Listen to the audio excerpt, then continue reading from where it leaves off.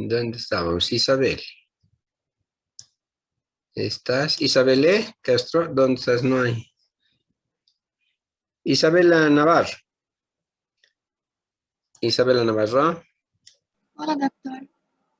No sé si me he dejado entender en esta parte con el uso del laboratorio con el Helicobacter pylori. Sí, doctor. Ya. Alguien que no ha entendido este manejo de lo que se llama manejo de los laboratorios y exámenes de gabinete. Alguien que no ha entendido, que no está claro.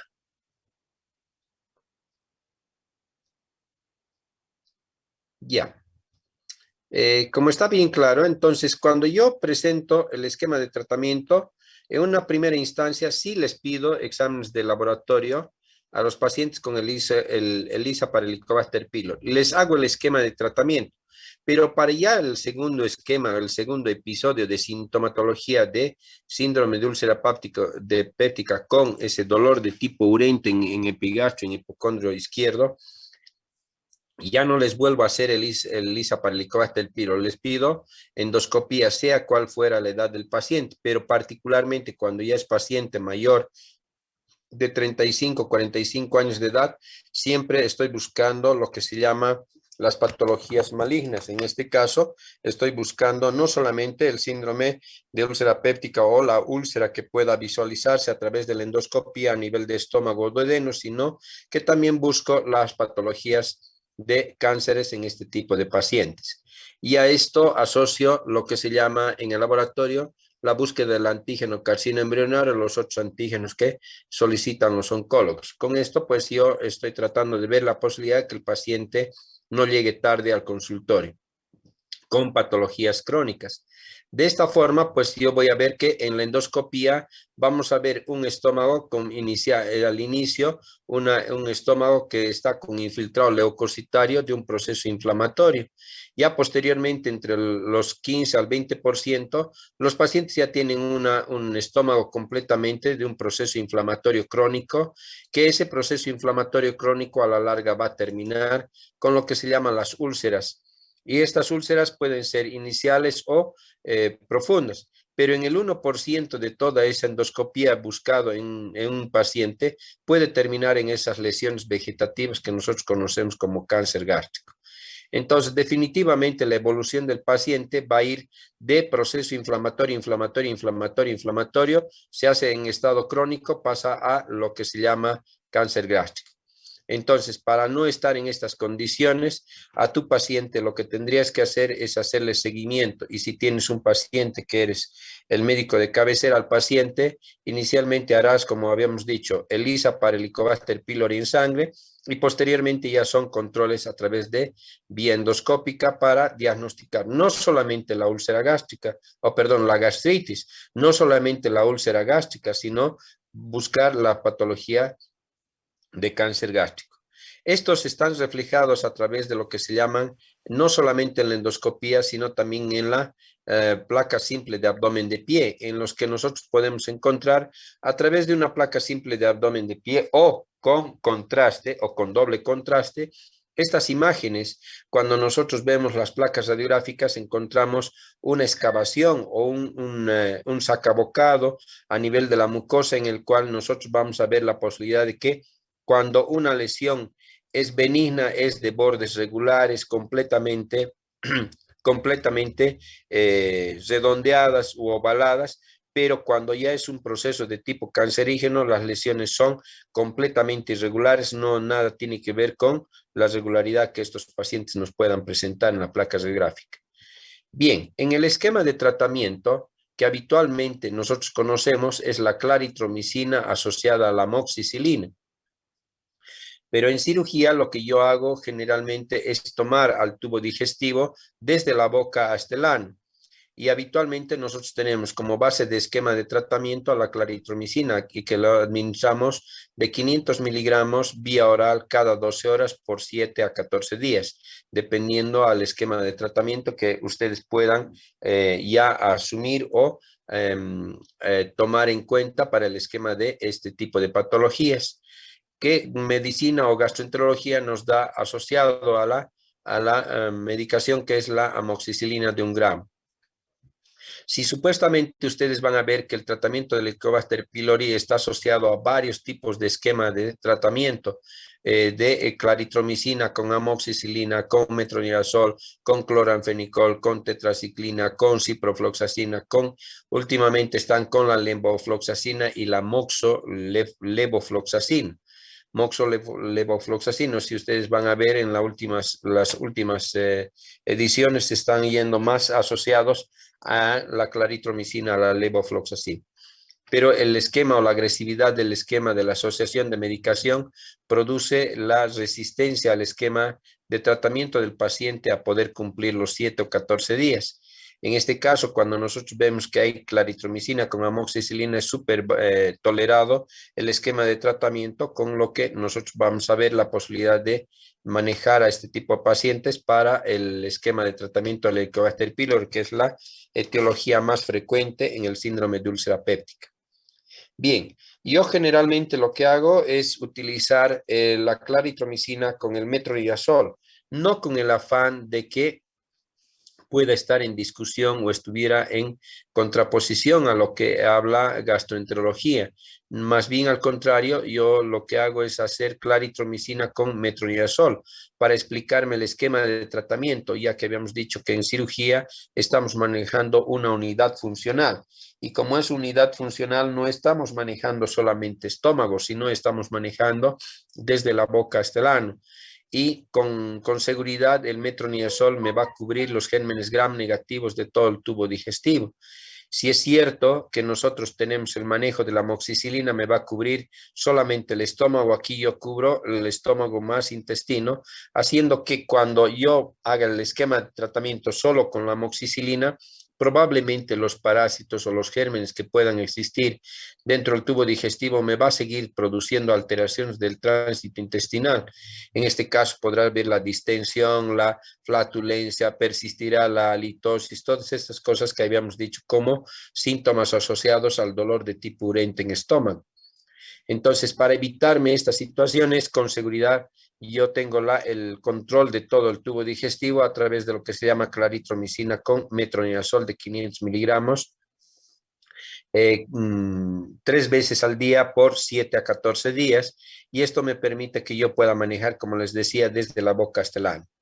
Una vez que nosotros hemos terminado el esquema de tratamiento de clarito y con metronidazol, al final asocio la familia de los imidazólicos.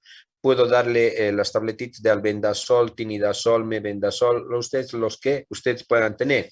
Estos me cubren los gérmenes, los parásitos redondos, y estos los parásitos largos. Con esto estuviera cubriendo toda la flora bacteriana de todo el tubo digestivo.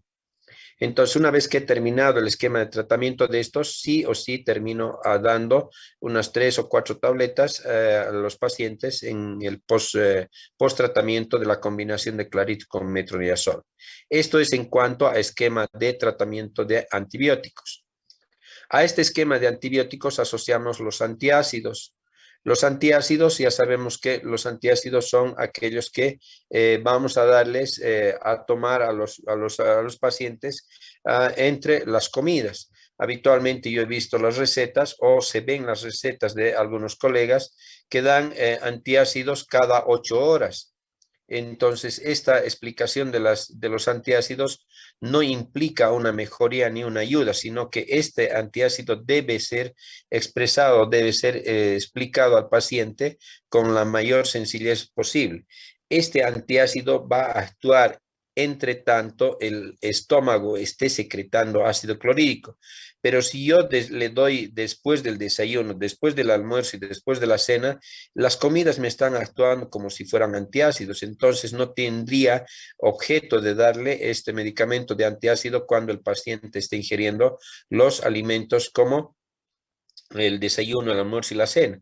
Entonces, esto sí o sí tiene que ir entre los espacios de comidas. Si este desayuno es a las 7 de la mañana, este antiácido debería ser administrado a las 10, a media tarde, a eso de las 4 o 5 de la tarde, y en la noche antes de dormir. Después utilizamos los bloqueadores H2. Los bloqueadores H2 desde la antigüedad estamos utilizando la cimetidina, ranitidina, famotidina, omeprazol, pantoprazol, esomeprazol, lansoprazol, levopantoprazol, rabeprazol, todos estos omeprazoles que últimamente están saliendo. Todos estos actúan sobre este factor que es la liberación del ion hidrógeno, que hace que nosotros podamos evitar la formación o la adhesión de este ion hidrógeno hacia la conversión de ácido clorhídrico con el cloro. Definitivamente, pues este hace la competencia del lugar de receptor de la glándula de las células parietales, que hace que nosotros podamos tener evitar la formación del ácido clorhídrico. Y finalmente asociamos a lo que se llaman los proquinéticos, y entre los proquinéticos está la metoclopramida, la domperidona, tenemos los proquinéticos como ser estos que son como estos nombres comerciales como el domperdiges, que hacen que sean inclusive proquinéticos y flatulentos, que hacen que podamos evitar la persistencia del ácido clorhídrico en el estómago y evitamos que este ácido esté quemando al estómago y hacemos que el paciente tenga mejor tolerancia a la sintomatología. Bien, si ustedes han visto este esquema de tratamiento, completa lo que nosotros vamos a ver, la posibilidad de que este paciente pueda revertir la sintomatología con el esquema adecuado de todo el tubo digestivo, no solamente estómago. Pero a esto es la mitad del esquema de tratamiento del síndrome de úlcera péptica. El siguiente esquema de tratamiento, la otra mitad del esquema de tratamiento, es manejar la parte psicológica del paciente, ya que en la orientación higiénico-dietética está lo que decimos, es la dieta blanda, blanca, y esto es saludable además, en el que no debe existir los irritantes, café, gaseosas, picantes, condimentos, alcohol, que ya definitivamente ustedes la conocen, cuáles son los agresivos para el estómago, y esto nos va a permitir que nosotros veamos que el paciente no tenga esta sintomatología de dolor de tipo urémico. Además de utilizar o explicar básicamente lo que se llama el ritmo horario de la alimentación que debe existir el paciente. ¿Cuál es este? El que nosotros vamos a definir que este paciente debe ingerir alimentación cada 3 horas. Esto no quiere decir que hay que darle alimentación en volúmenes importantes o en grandes cantidades, ya que la administración de la alimentación debe ser en forma fraccionada cada 3 horas. ¿Y por qué cada 3 horas? Porque este estómago en el periodo de 3 horas está haciendo el vaciamiento por el peristaltismo. Y ese vaciamiento se produce a través de las 3 o 4 horas aproximadamente. Por eso que este porcentaje de pacientes que se presenta al síndrome de úlcera péptica es por estas personas que hacen dietas exclusivamente a falta de ingestión de alimentos. Entonces, eso quiere decir que cuando una paciente está haciendo dieta, generalmente no toma desayuno, solamente le pega el almuerzo a mediodía y en la tarde o en la noche ni siquiera ya no cena, no come, no hace nada por tratar de cuidar la figura, pero sí cuida la figura, aparece con buena figura, pero con el estómago perforado, con el estómago ulcerado, con el estómago lleno de procesos inflamatorios crónicos, con una hemorragia, con una perforación, con una peritonitis, con lo que fuera. Entonces aquí el ritmo horario de la alimentación debe ser cada 3 horas si es que no queremos tener la sintomatología de dolor de tipo urémico. Y finalmente, evitar el estrés, que habitualmente nosotros hemos visto que ahora el porcentaje de pacientes que se presentaba antiguamente entre los 55 a 65 años, este es el otro factor principal que hace que esa edad haya bajado a los 35, entre los 25 y 35, 45 años de edad. Entonces, el mayor porcentaje de presentación de estos pacientes últimamente están entre los 25 y 45 años de edad, que hace que nosotros tengamos el nivel de estrés completamente alto. Esto ya por ser la responsabilidad mayor a nivel de la gente joven o en actividad común. No sé si tienen alguna pregunta hasta aquí, algo que no ha quedado claro o algo que quieran consultar.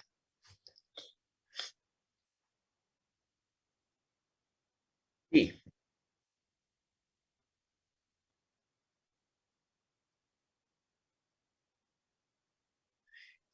Habitualmente el Helicobacter pylori es igual que una vacuna.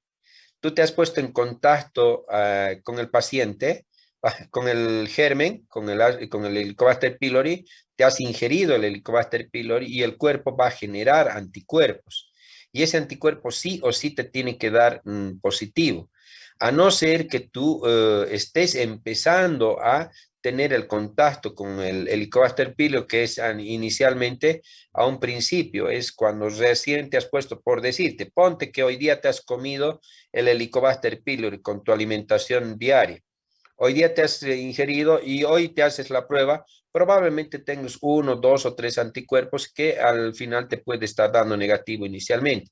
Pero generalmente, casi en el 90% de los pacientes que se han puesto en contacto hace una semana, 2 semanas, un mes atrás, con seguridad tu Helicobacter pylori tiene que ser positivo. ¿Por qué? Porque el cuerpo está generando los anticuerpos. Entonces, definitivamente tu anticuerpo es igual que estas vacunas de la BCG, de todas estas cosas que te van a salir, que es positivo, positivo, positivo toda tu vida hasta que te mueras, ¿verdad?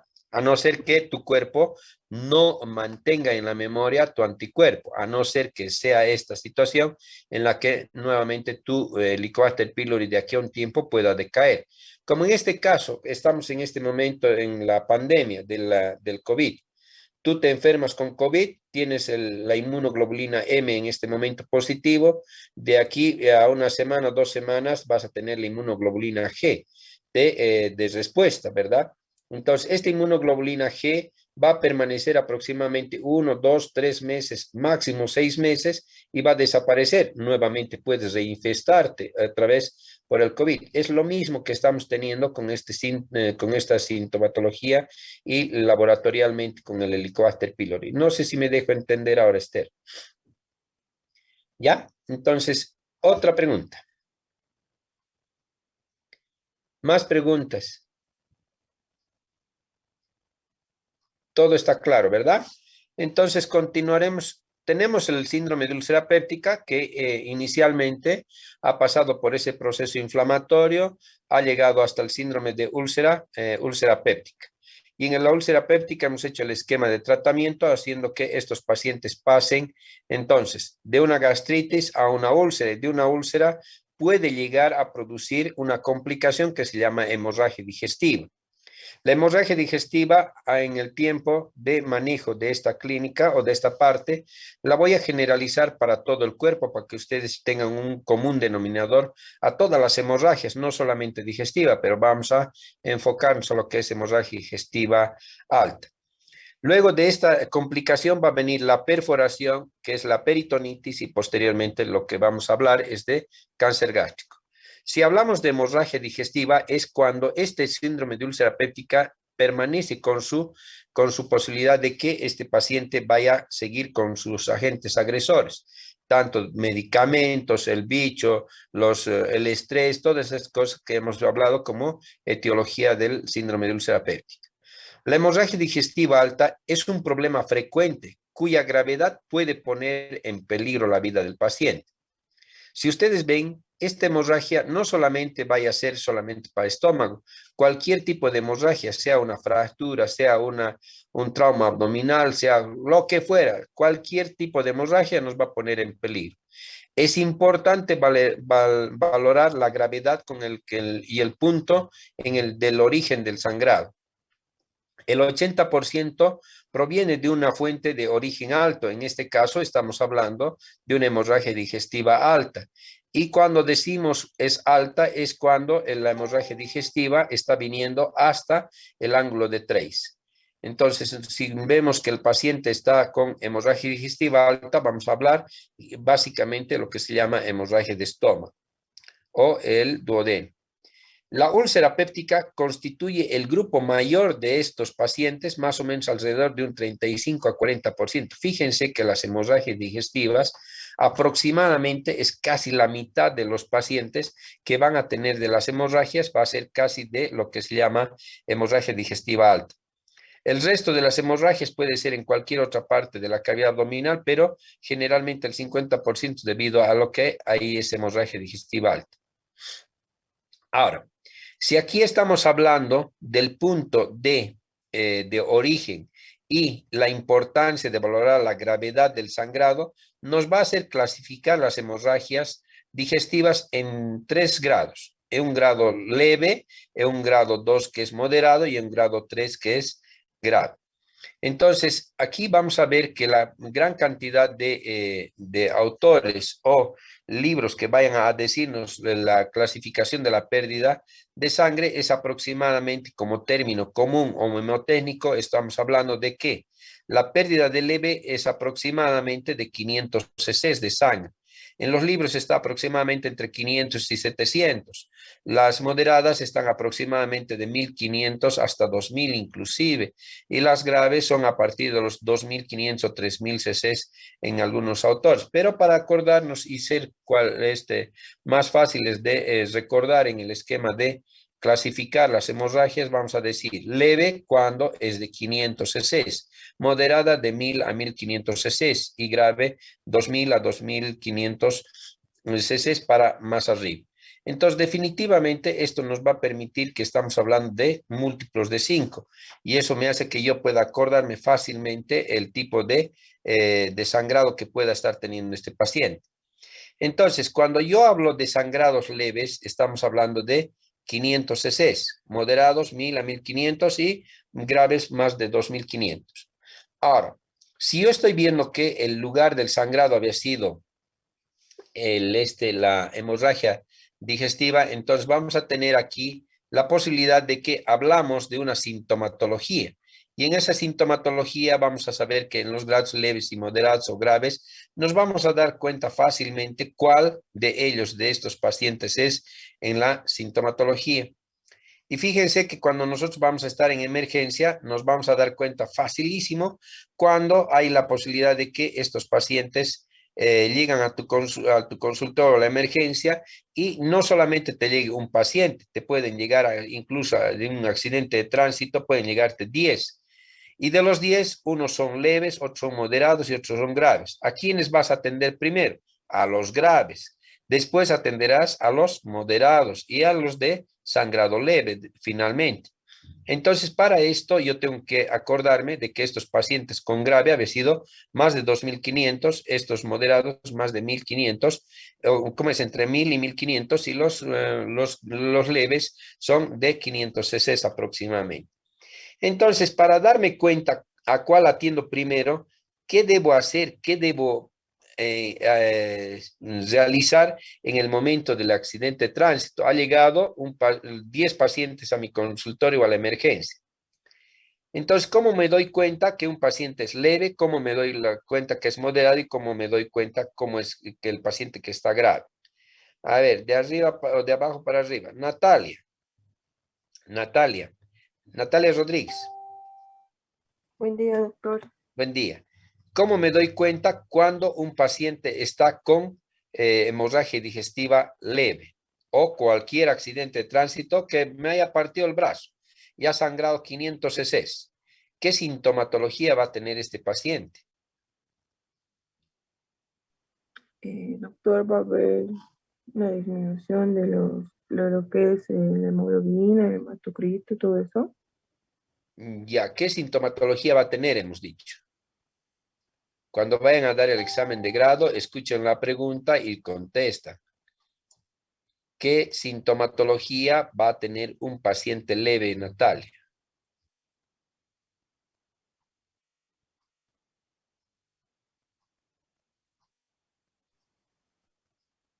Dale, Natalia. Yo quiero que se equivoquen hoy día, porque mañana cuando estén delante del paciente no tienen opción a equivocarse. Natalia, No, doctor, no recuerdo. sintomatología. Ya, vamos. Otro, ¿quién le va a ayudar? Caterine Álvarez. Caterine. Caterine.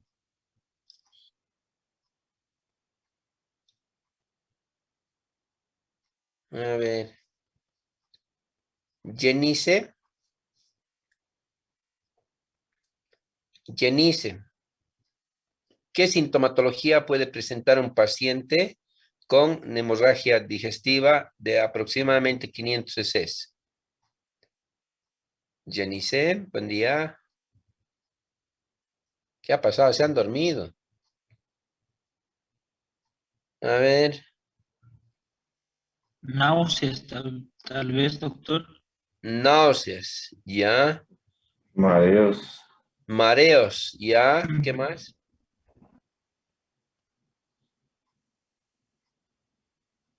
¿Aislie? ¿Aislie? Vómitos, doctor. Vómitos. ¿Qué más? Doctor, ¿Aislie? también tenemos que fijarnos lo que es la tensión arterial, la frecuencia cardíaca, ¿Ya? la piel del paciente. ¿Qué cosas más va a tener el paciente con hemorragia digestiva leve? La palidez en la piel, doctor. Palidez. ¿Ya? ¿Qué más? A ver.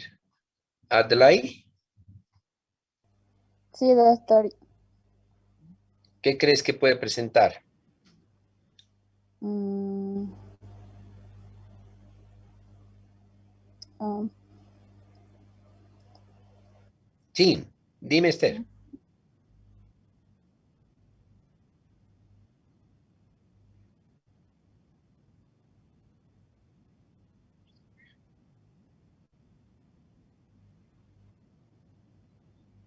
Muy bien. Esther, yo lo que les voy a decir en esta situación de cuando yo hago la clasificación de paciente leve, a estos pacientes los veo como Esther está mencionando.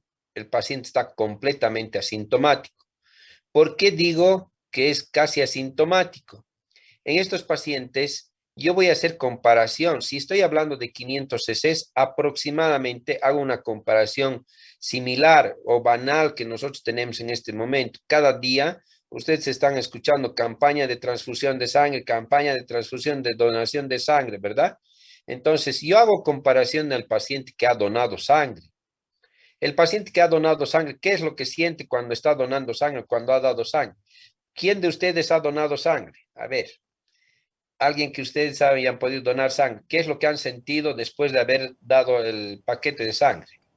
Yo, doctor, nada, A ver, dale. ¿Qué has nada, sentido? doctor. Nada. Luciane, nada no ha sentido. ¿Quién otro que ha podido donar sangre? Doctor, yo doné sangre, pero no sentí tampoco ningún síntoma. Sin embargo, hay personas que creo que sienten de alguna manera que como que se desmayan, podría ser. Ya, sensación Podría de confundir. desmayo. Ahora sí, esto es lo que nos va a llevar a un poco hacer razonamiento clínico. Y ese razonamiento clínico lo hacemos cuando nosotros nos ponemos en la condición del paciente. Si nosotros somos médicos y estamos delante del paciente, hay que ponernos en la situación del paciente y decir qué es lo que este paciente puede sentir o qué es lo que el paciente puede estar reflejando en este momento al querer tratar de explicarme la sintomatología. En un paciente leve, ustedes van a ver que hay pacientes o personas como ustedes han donado sangre, por ejemplo. Hay algunos que no sienten absolutamente nada. Hay algunos, como dice aquí la doctorita, pueden tener mareos, tienen sensación de náuseas, vómitos, lo que ustedes han mencionado, dolor de cabeza, debilidad y todo. ¿Qué hacen después de haber donado la sangre? Lo que hacen es levantarse, correr al mercado, tomarse un plato de una sopa o si no, ir a tomar un jugo de y dicen voy a reponer mi sangre. ¿Qué es lo que está sucediendo al paciente que ha comenzado y se ha desmayado cuando estaba donando sangre? ¿Qué es lo que ocurre por esta situación? Que si el paciente no siente nada en algunos y en otros se han desmayado. ¿Qué es lo que sucede cuando el paciente se ha desmayado? ¿Por qué estará estos 500 cc produciendo un desmayo en estos pacientes? Alguien que me pueda contestar esta pregunta. Doctor, ¿puede ser dependiente de la presión arterial del que está donando, del que está perdiendo la sangre? Uno, dependiente de la presión arterial, y a otra cosa. Si el paciente es hipotenso, puede caerse, le sacan 500 veces más, como el zancudo, ¿no? Una gota más y se muere. Ya, otra cosa. Bajan los niveles de glucosa, ¿no, doctor? Baja los niveles de glucosa. ¿Por qué será que la transfusión de sangre te va a bajar la glucosa, doctor Damián? Mm, Razonamiento clínico. y atacarte 500 ml de... Sí, porque al sacarte Estás 500 ml se están entrecortado, sacando eritrocitos y mucho... estás entrecortado, Daniel. Damián, entrecortado te he escuchado, no te he escuchado nada casi. ¿Puedes repetirme?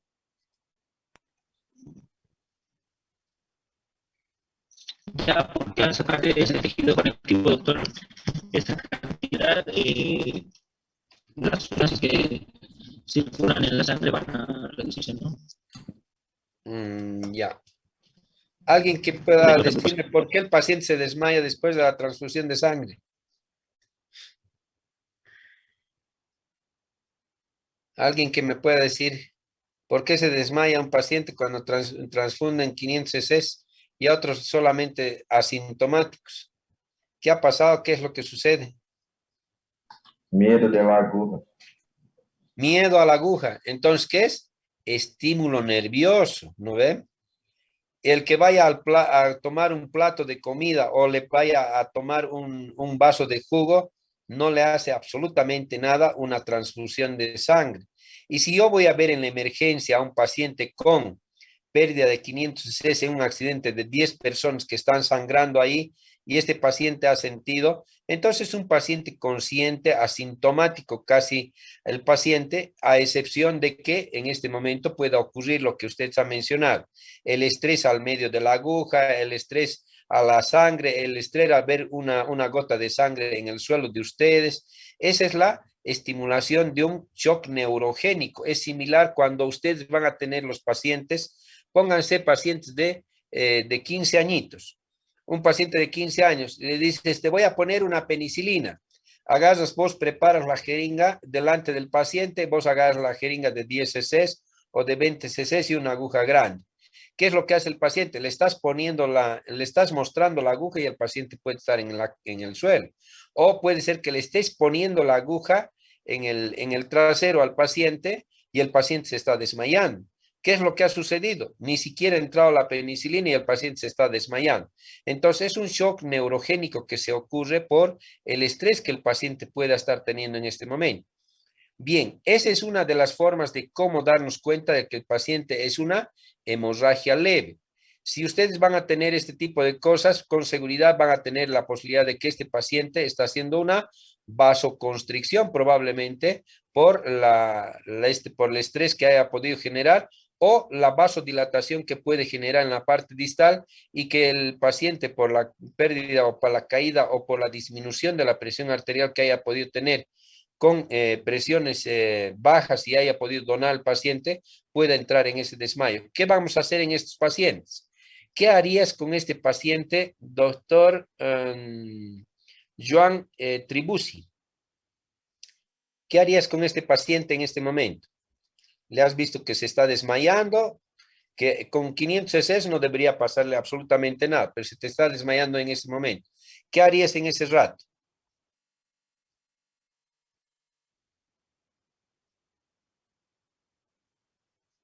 ¿Yo? ¿Joan? Joan Tribusi, buen día. Doctor, ¿sería reponer la volemia, tal vez con algún líquido? Reponer en algún líquido. Y si fuera donde estás donando sangre en la calle, ¿qué harías? No tienes la farmacia a tu lado. ¿Sería solamente que se tranquilice? Uno, que se tranquilice. Sentarlo, Dos, sentarlo hasta que se esté estable. sentarlo tal vez. Ya, otra cosa. Mejor que sentarlo, ¿qué haces? Elevar los pies. Recostarle y elevarle los pies y vas a ver que el paciente va a despertar fácilmente sin necesidad de que el paciente necesite incluso administración de soluciones parenterales. Entonces, ¿qué has hecho? En el esquema de tratamiento es un paciente completamente leve, fácil de manejar y darse cuenta fácil a este paciente, ¿verdad? Bien, entonces pasamos al grado 2, pérdidas de 1000 a 1500 cc. ¿Qué es lo que va a sentir este paciente como sintomatología, doctor Sitz? ¿Quién me puede decir qué sintomatología tendrá? Va a entrar en desesperación. Uno, desesperación. Otro, La frecuencia cardíaca también va a elevarse. todos los signos vitales van a estar elevados. ¿Qué más? Cambiados o alterados, mejor dicho. ¿Qué más?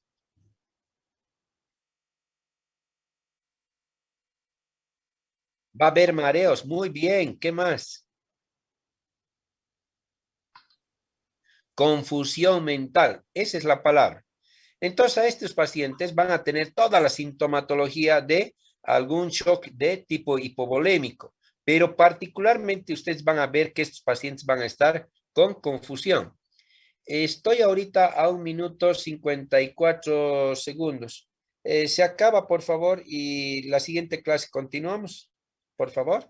Ya, y entre tanto hacemos el diagnóstico diferencial de leve, moderado y grave para la siguiente clase y vamos a discutir la próxima clase. Pero aquí la clave es tener a un paciente confuso. Si yo le pregunto su nombre a este paciente me va a decir que yo le digo, ¿cuál es tu nombre? Y el paciente me puede decir que se llama ventana, puerta, mesa, silla, lo que ustedes quieran tener. O me dice, mire, ¿sabe qué? Mi nombre es, por decirles, auto.